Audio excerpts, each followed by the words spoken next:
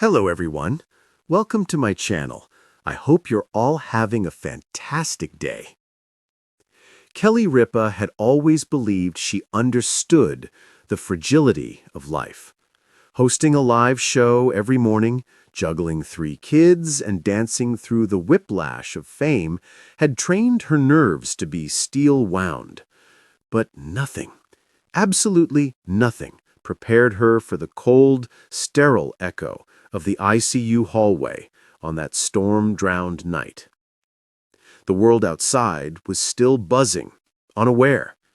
Inside, Kelly's world had narrowed to the single rhythmic beep of a heart monitor and the soft hiss of oxygen beside the bed where Mark lay, her husband, her best friend, the man whose laughter had filled every corner of their home.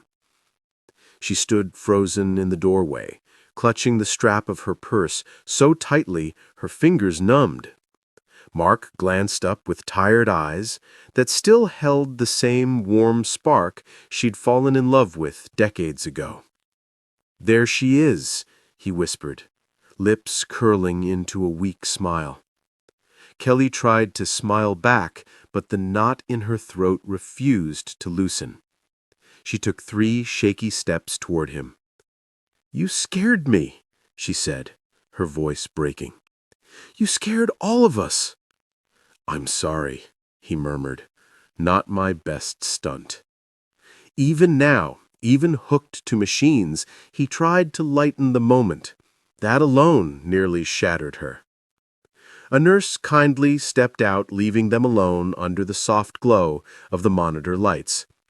The storm grumbled outside the windows, as if adding percussion to the fear pounding in Kelly's chest. Mark reached out a trembling hand. "Sit with me." She slipped her fingers into his, relief flooding her at the warmth still there. Not gone, not yet. "I'm here," she whispered. For a moment, neither spoke.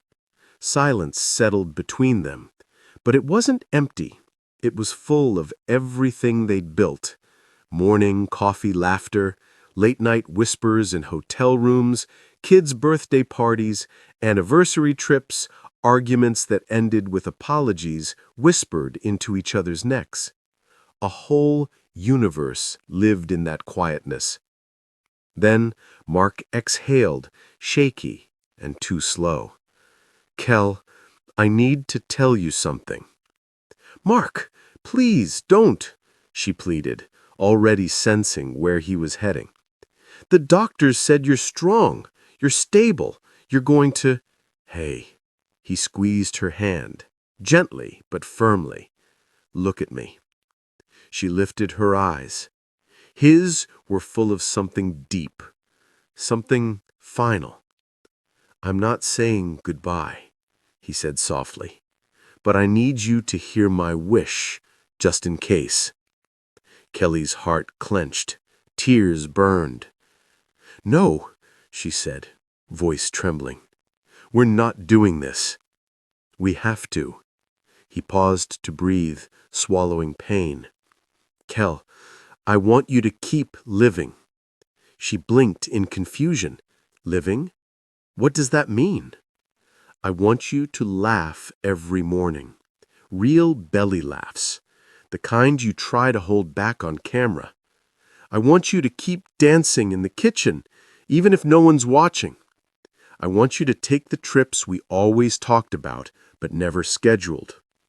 He tightened his grip again, his voice thickening. "I want you to chase the silly things, the fun things, the things that make you feel alive. No guilt, no waiting." Kelly shook her head, tears spilling. "None of that means anything without you." "It does," Mark whispered, "because you taught me how to live like that. And if I can't be there, then you have to live enough for both of us." A sob broke from her chest, raw and unrestrained.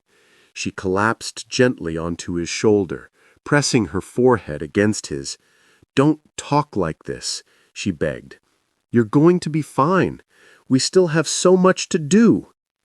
He brushed a tear off her cheek with his thumb.